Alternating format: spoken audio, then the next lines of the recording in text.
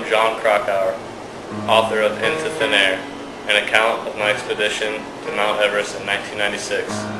Today I'm going to give you a retelling of those events and the decision-making process that happened on that day.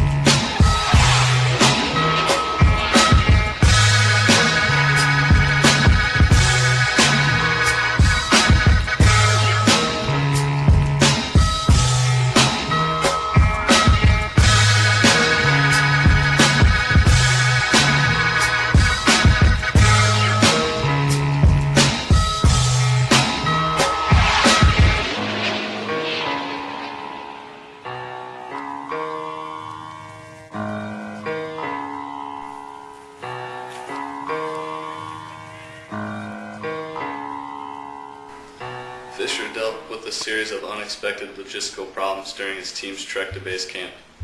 He spent a considerable amount of time resolving these issues rather than planning the team's course of action or acclimating himself properly to the higher altitude.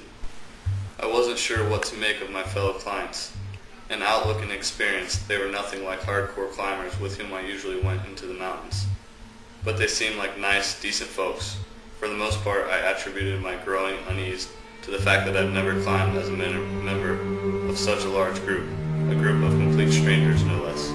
Hall bragged on more than one occasion that he could get almost any reasonably fit person to the summit, and his record seems to support this. Everest can be a place where people can't see or move, where tents are completely ripped apart, where all the high-tech gear in the world can't save you. For safety's sake, a responsible guide will always insist on calling the shots. He or she simply can't afford to let each client make important decisions independently. Hall lectured us repeatedly about the importance of having a predetermined time on our summit day. In our case, it would probably be 1 to 2 p.m. at the very latest, and abiding by it no matter how close we were to the top. In this godforsaken place, I felt disconnected from the climbers around me. We were a team in only name, I'd sadly come to realize. Although in a few hours we would leave camp as a group, we would ascend as individuals, linked to one another by neither rope nor deep sense of loyalty. Each client was in it for himself or herself, pretty much. The climbers needed to complete the round trip between Camp 4 and the summit in no more than 18 hours, or face the possibility of descending in darkness without supplemental oxygen. During the climb, a falling boulder, roughly the size of a small television, hit Harris in the chest. Shortly after 1 p.m., Krakauer, Harris, and Beaucrieve became the first climbers to reach the summit. Beetleman and Adams soon followed.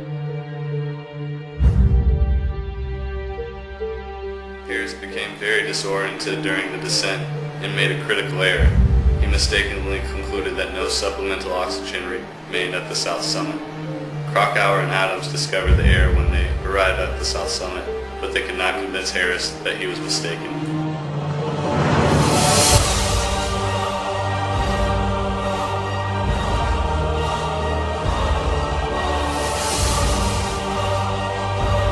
Hall and Groom arrived at the summit at 2:30 p.m. along with several clients from the two expeditions.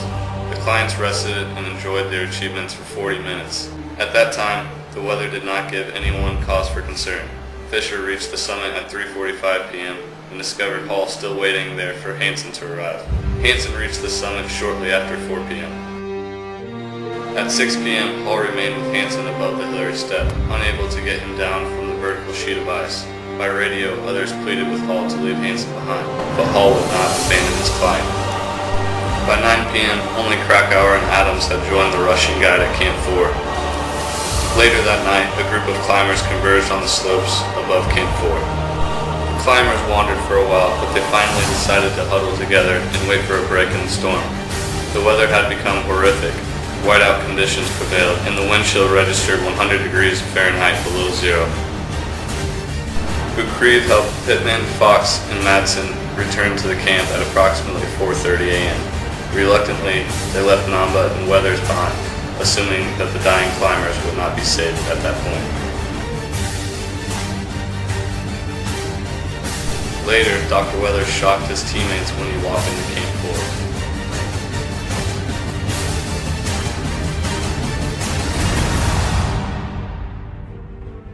4. Amazingly, Hall also survived throughout the afternoon, alone high on the mountain at 6:20 p.m. Hall spoke with his wife, who had been patched through to his radio from the satellite phone at base camp.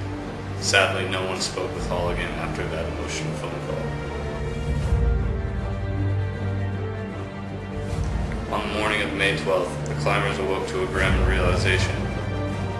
5 of their fellow climbers would never return.